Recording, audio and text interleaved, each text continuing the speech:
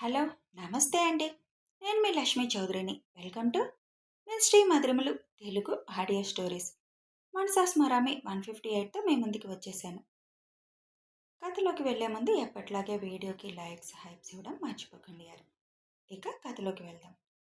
ఇంకో 2 కిలోమీటర్లు ముందుకు వెళ్ళాక ప్రభాకర్ కారు ఆపుతాడు. ఇక్కడ ఆపావేంటి అని అడిగితే, ఇక్కడే వాళ్ళ అమ్మ బాబుని కూడా చంపేశాను నేను. ఇక్కడే అది తప్పించుకుంది ప్రాణాలతో. అందుకే ఇక్కడే దాని ప్రాణాలు మట్టిలో కలిపేద్దాం అని కారు దిగుతాడు ప్రభాకర్.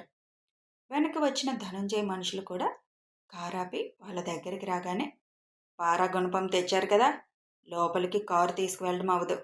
అప్పుడంటే ఇదంతా పొదలు పొదలుగా ఉండేది. ఇప్పుడు అడవిలా తయారైంది. దాన్ని ఎత్తుకొని రండి లోపలికని ప్రభాకర్, ధనుంజయ్ ముందుకి అడుగులు వేస్తారు. ఒకడు అవనిని భుజాన వేసుకొని, మిగతా వాళ్ళు వాళ్ళతో తెచ్చిన సామాన్ పట్టుకొని అందరూ ఆ లోపలికి వెళ్తారు. వాళ్ళందరూ వెళ్ళాక నెమ్మదిగా భవి కారు దిగుతుంది. అప్పటికే సిగ్నల్స్ చాలా తక్కువగా చూపిస్తూ ఉండడంతో లోపలికి వెళ్తే సిగ్నల్స్ ఉంటాయో లేదో అని భయపడుతూనే, మామా ఫాస్ట్గా రా, వాళ్ళ అత్తను చంపేయడానికి తీసుకెళ్ళిపోయారు. నేను లోపలికి వెళ్తున్నాను.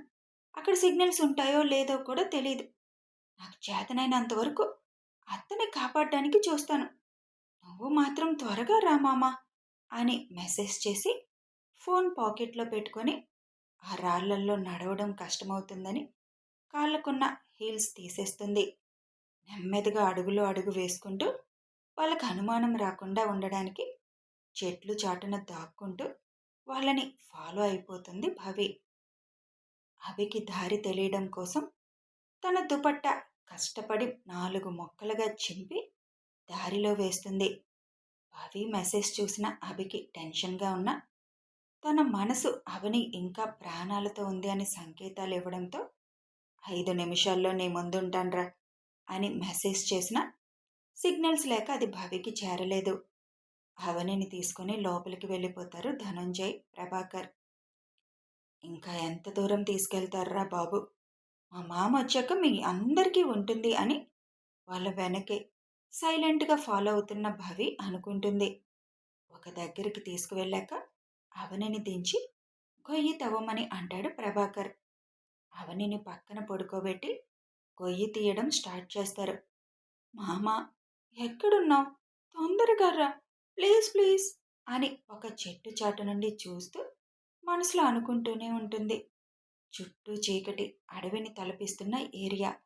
భవికి భయంగా ఉన్న ఏదో ఒకటి చేయాలన్న ఆశ మాత్రం తనని వదలడం లేదు. తన కాలి మీద ఏదో పాకగానే అరవాలనుకున్నది కూడా నోరు 2 చేతులతో మూసుకొని నెమ్మదిగా కిందకి చూస్తుంది. ఆ చీకట్లో ఏం కనిపిస్తుంది? వెంటనే కాలు విదిలించి భయంగానే అటువైపు చూస్తూ ఉంటుంది. కార్లు కూడా చెట్టు పక్క కాపేయడంతో పర్టికులర్గా చూస్తే తప్ప ఆ చీకట్లో రోడ్డు మీద వెళ్లే వాళ్ళకి అవి కనిపించవు. అభి వాళ్ళు భవి పంపించిన లొకేషన్ వరకు వచ్చి అక్కడ వెహికల్స్ కనిపించకపోవడంతో భవి పెట్టిన లాస్ట్ మెసేజ్ చూస్తాడు. అతను చంపడానికి తీసుకువెళ్తున్నారు అన్నది చూసి ఒక్కసారి కళ్ళు మూసుకొని తన గుండె మీద చేయి వేసుకుంటాడు. తన గుండె అలజడి చెబుతుంది అవని దగ్గరలోనే ఉందని. ఇక్కడెక్కడో అవని ఉంది అనిపిస్తుందిరా, నా మనసు అదే చెప్తుంది. భవి పంపించిన లొకేషన్ కూడా ఇక్కడితో ఆగిపోయింది అంటే ఇక్కడే ఎక్కడో ఉంది అని ముందుకు నడుస్తారు. రవి టార్చ్ వేసి రోడ్డుకి 2 వైపులా చూడగానే ఒకవైపు కార్లు చెట్టు పక్కన పార్క్ చేసి ఉండడం చూసి, అదిగో కార్లు అని అంటాడు. ఇద్దరూ పరుగున అక్కడికి వెళ్తారు.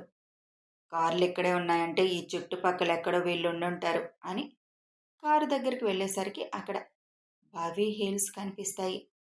లోపలికి తీసుకువెళ్ళినట్టున్నారు. అసలు అంత లోపలికి తీసుకువెళ్ళి ఏం చేయాలనుకుంటున్నారా అని రవి అనగానే, చంపడానికి అంత దూరం వెళ్ళరు, ఇక్కడ ఏదో ఒకటి చేసేసి వెళ్ళిపోయేవాళ్ళు.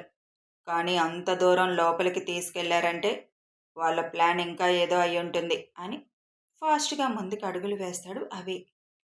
ఫస్ట్ టైం ఆఫీస్లోకి ఎంటర్ అయినప్పుడు తన గుండె అవని అక్కడే ఉందని ఎలా అయితే చెప్పి సందేశం ఇచ్చిందో, ఇప్పుడు అభి గుండె అలాగే కొట్టుకుంటుంది.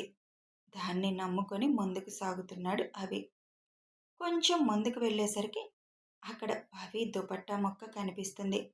అది చేతిలోకి తీసుకొని, ఇది భవిదిరా, మనకి దారి చూపడం కోసం తనిలా చేసినట్టుంది అని కొంచెం రిలాక్స్డ్గా నడకలో వేగం పెంచి ముందుకడుగులు వేస్తాడు అభి. నిజంగా 12 ఏళ్ల అమ్మాయి చాలా తెలివిగా డేరింగ్గా ఆలోచించిందిరా అని రవి కూడా చుట్టూ గమనిస్తూ ముందుకు వెళ్తాడు. గొయ్యి తీయడం పూర్తయిపోవడంతో, దాన్ని తీసుకొచ్చి ఇందులో పడేయండిరా, ఊడ్చి మనం వెళ్ళిపోతే అభికి అది ఎక్కడుందో కూడా తెలియదని ప్రభాకర్ నవ్వుతూ అంటాడు. Oh no! మామ, ఎక్కడున్నావు? తొందరగా రా మామ, లేదంటే చాలా దారుణం జరిగిపోద్ది అనుకుంటూ అవనిని వాళ్ళు పట్టుకోగానే, ఇంక నేనే ఏదో ఒకటి చేయాలి మామ వచ్చేలోపు అని కొంచెం ధైర్యం తెచ్చుకొని ఫోన్ చేతిలోకి తీసుకొని కెమెరా ఆన్ చేసి, హలో రెవడీస్ అని పిలుస్తూ చెట్టు చాటు నుండి బయటకు వస్తుంది భవి. అక్కడ భవిని చూడగానే షాక్ అయిపోతారు ధనుంజయ్, ప్రభాకర్. ఏంటి, మా అతను బతికుండగానే ఆ గొయ్యిలో బాధ పెట్టేద్దామని చూస్తున్నారా? అది మా మామంటగా జరిగే పనేనా? ఆల్రెడీ ఎంటర్ అయిపోయాడు ఇక్కడ. ఆ గోతిలో మా అత్త కాదు, ఉండేది మీరు అని అంటుంది. ఏయ్, నువ్వెలా వచ్చావు ఇక్కడికి అడుగుతాడు ప్రభాకర్. ఇప్పుడు అది మ్యాటర్ కాదు.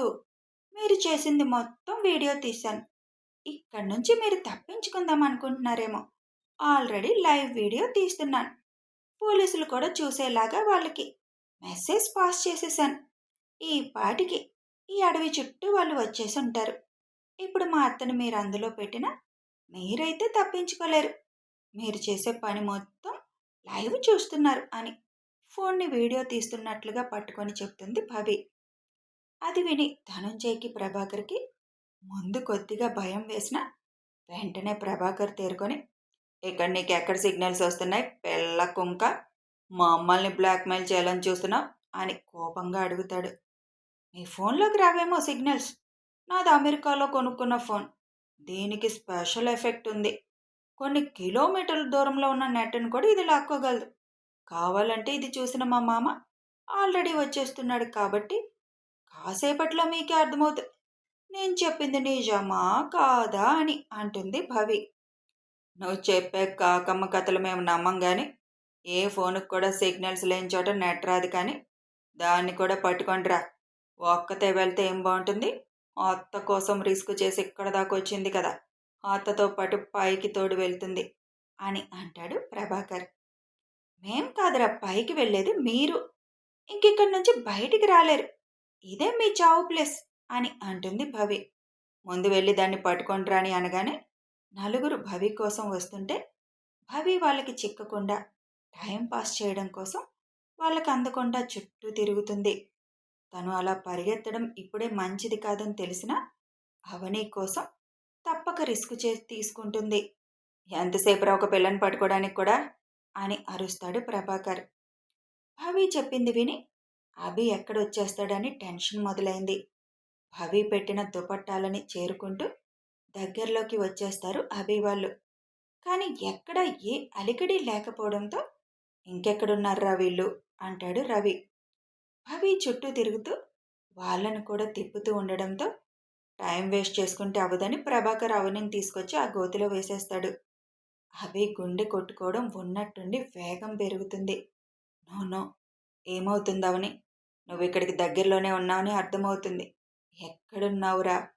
ప్రమాదంలో పడబోతున్నావా అని కళ్ళు మూసుకొని, నిన్నెలా అయినా నేను చేరుకుంటాను అని ముందుకి అడుగులేస్తున్నాడు అభి. ప్రభాకర్, ధనుంజయ్ కలిసి అవని మీద మట్టి పోస్తూ ఉంటారు. అది చూసిన భవి, మామా ఎక్కడున్నావు, త్వరగా రా అని గట్టిగా కేకేస్తుంది. భవి కేక అభి చెవులకి చేరగానే ఆ గొంతు వినిపించిన వైపు పరుగందుకుంటాడు. భవి, ప్రభాకర్ ధనుంజయ్ దగ్గరికి వెళ్ళి మట్టిపోయకుండా వాళ్ళని వెనక్కి లాగడానికి ట్రై చేస్తుంది. నలుగురు వచ్చి భవిని పట్టుకుంటారు. దానిని పక్కనిద్దరు పట్టుకొని, మిగిలినిద్దరు ఆ గొయ్యి పొడ్చండ్రా ఫాస్ట్గా అని అంటాడు ప్రభాకర్. ధనుంజయ్ భవి ముందుకు వెళ్ళి చెంప మీద ఒక్కటి కొడతాడు. ఏమే పిల్ల కుంక, చావడానికి వచ్చావు కదా నువ్వు కూడా ఇక్కడికి, మమ్మల్ని బెదిరించాలని చూస్తావా అని భవి చుట్టు పట్టుకొని మెడ మీద చేయి వేస్తుండగా, మా మామ వస్తున్నాడ్రా మీ ఇద్దరికి చావు ఎలా ఉంటుందో రుచి చూపిస్తాడు. నువ్వు నన్ను చంపినా నువ్వు మాత్రం బతకవు. ఇక్కడి నుంచి తప్పించుకొని కూడా తప్పించుకోలేవు అని నవ్వుతుంది భవి. వాడికి అంత సీన్ లేదులే. ఇక్కడి వరకు వాడు రావాలంటే చాలా టైం పడుతుంది. ఈలోపు మా పని పూర్తి చేసుకొని మేము వెళ్ళిపోతాం. ఒరేయ్, దీన్ని కూడా అదే గోతిలో వేసి కప్పెట్టేంట్రా అని భవిని ముందుకి తోస్తాడు ధనుంజయ్. అప్పుడే అక్కడికి వచ్చిన అభి భవిని పడకుండా పట్టుకుంటాడు. మామ వచ్చేసావా?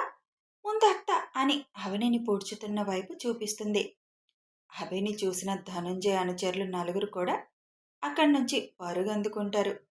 అభి వెనకే వచ్చిన అభి సెక్యూరిటీ వాళ్ళ నలుగురిని పట్టుకుంటారు. అభి చూపించిన వైపు చూసిన అభికి కోపం పీక్స్కి వెళ్ళిపోతుంది. అత్తని బతికొండగానే పూడ్చిపెట్టేయాలని చూస్తున్నారు మామ. వీళ్ళని అదే గోతిలో పాతిపెట్టు మామ అంటుంది. అభి ఫాస్ట్గా వెళ్ళి అప్పటికే మట్టి చాలా వరకు పోసేయడంతో అవని మొత్తం మూసుకుపోవడంతో కంగారుగా అవని మొహం మీద పడిన మట్టి అంతా ముందు క్లీన్ చేసి ముక్కు దగ్గర వణుకుతూ వేలు పెడతాడు. ఊపిరి తెలుస్తుంటే అప్పుడు అభికి ఊపిరాడినట్లవుతుంది. కోపంగా ప్రభాకర్ వైపు చూస్తాడు. నువ్వు జైల్లో ఉండి ఉంటే కనీసం ప్రాణాలతో ఉండేవాడివి. ఈ రోజుతో నీకు ఆయుష్ తీరిపోయిందిరా.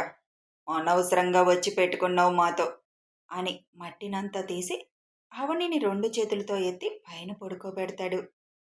అవి వెంటనే అవని దగ్గరికి వచ్చి అవని ఒంటి మీద ఉన్న మట్టంతా దులపడం స్టార్ట్ చేస్తుంది. అక్కడ అభిని చూసిన క్షణమే ధనుంజయ్ ఎస్కేప్ అయిపోవడానికి నెమ్మదిగా జారుకుంటుండగా రవి గన్ చూపించి ఇక్కడి నుంచి తప్పించుకోవాలని చూస్తే నిర్దాక్షిణ్యంగా షూట్ చేసి పడేస్తాను అని అంటాడు. గన్ చూపించేసరికి కదలకుండా నిలబడిపోతాడు ధనంజయ్. మామా, ఆ రోజు హోటల్లో టాటూలతో చూశాను అన్నాను కదా, వాడే వీడు. వీడిని మండపంలో చూసి నీకు చెప్దామని నేను చూశాను, కానీ నువ్వు కనిపించలేదు అని అంటుంది భవి. భవి గనక డైవర్ట్ చేయకపోతే ఈ పాటికి అవనిని పూడ్చేసి చేసి వెళ్ళిపోయేవాళ్లే. కానీ భవి తెలివిగా కొంచెం సేపు అభి అక్కడికి చేరుకునేలా టైం వేస్ట్ చేసింది. థ్యాంక్ యూ రా భవి అని అంటూ అవని బొగ్గలు తడుతూ ఉన్నాడు అభి. ప్రభాకర్ గన్ పట్టుకొని నుంచున్న రవి చేతిని పక్కకు తప్పించి ఫాస్ట్గా మూవ్ అయి అక్కడున్న గుణపం తీసుకొని అభి వెన్నులో పొడవబోతాడు. అది చూసిన భవి మామా అంటూ రవి అభి అంటూ కేకవేయడంతో వెనక్కి తిరిగిన అభి ఆ గుణపాన్ని తన వెన్నులో దిగక ముందే చేతితో ఒడిసి పట్టుకుంటాడు. అభి పట్టుకున్న పట్టుకి అతని మొహంలో కనిపిస్తున్న కోపానికి ఇక తన పని అయిపోయిందనుకున్న ప్రభాకర్ ఎలా అయినా అక్కడి నుంచి తప్పించుకోవాలని అభిని కాలితో తన్నాలని చూస్తాడు. వెంటనే అభి ఆ కాలు పట్టుకొని లాగడంతో కింద పడతాడు ప్రభాకర్. వాడికి ఇంకా లేచే ఛాన్స్ ఇవ్వకుండా కింద పడ్డవాడిని కాళ్ళతో కుమ్మేస్తాడు అభి. నా అవనిని పూడ్చి పెట్టాలని చూస్తావా? ఇప్పుడు నిన్ను అదే గోతిలో పూడ్చి పెట్టబోతున్నాను. ఎలా తప్పించుకుంటావో నేను చూస్తానని క్యాప్ లేకుండా తంతాడు అభి. అది చూసిన ధనంజయ్కి ఒళ్ళంతా చెమటలు కారుతూ ఉంటాయి. ప్రభాకర్ని కాళ్ళతోనే గొయ్యిలోకి తోస్తాడు అభి. ధనుంజయ్ వైపు చూసేసరికి ప్లీజ్ నన్ను వదిలే అని అంటుండగా ఎందుకు వదిలేయాలరా? మిమ్మల్ని వదిలేసి ప్రతిసారి మేము ఇలా టెన్షన్లు పడుతూ ఉండాలా అని వాడి చేయి పట్టుకొని వెనక్కి విరిచేస్తూ మీతో ఎక్కువసేపు ఫైటింగ్ చేయడం కూడా అనవసరం. ఇద్దరు తోడు దొంగలకులాగా ఫస్ట్ నుంచి కలిసే కదా వ్యాపారాలన్నీ చేసింది. ఇప్పుడిద్దరు కలిసే పైకి పొండని వాడిని కూడా ఈడ్చుకొచ్చి ఆ గొయ్యిలో పడేస్తాడు అభి. ప్లీజ్ మమ్మల్ని పోలీసులకు అప్పగించు, ఇలా చేయొద్దు అని అంటాడు ధనుంజయ్. నా భార్య ఏం తప్పు చేసిందనరా? తనని బతికుండగానే సమాజ్ చేయబోయారు. పోలీసులకు అప్పగిస్తే మళ్ళీ తప్పించుకొని మళ్ళీ ఇలాంటి ఎదో ప్లాన్లు చేయరని నమ్మకం ఏంటి? ప్రతిసారి మీకోసం మేము మా సంతోషాలని చంపుకొని టెన్షన్ పడుతూ బతకాల్సిన అవసరం మాకేంటి? మీలాంటి వాళ్ళు బతికుండడం భూమికి భారం. ఎలాగో నువ్వు అజ్ఞాతవాసంలో ఉన్నావని అనుకుంటున్నారు కదా అందరూ. ఇప్పుడు జైలు నుంచి తప్పించుకొని వీడు కూడా అజ్ఞాతవాసంలో ఉన్నాడని అనుకుంటారులే అని పూడ్చేయండి వాళ్ళని అని సెక్యూరిటీకి చెప్తాడు అభి.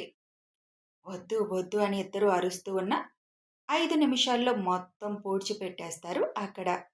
కథ కొనసాగుతుంది. ఎవరు తీసుకున్న గోతిలో వాళ్ళే పడతారన్న సామెత కరెక్ట్‌గా నిజమైంది కదా! వాళ్ళకదే సరైన శిక్ష. ఇక వీడియో నచ్చితే ఒక లైక్ చేయండి. కామెంట్స్ రూపంలో మీ అభిప్రాయాలు తెలియచేయండి. షేర్ చేయండి. సబ్స్క్రైబ్ చేసుకొని ఛానల్‌ని సపోర్ట్ చేయండి. Thanks for watching and listening.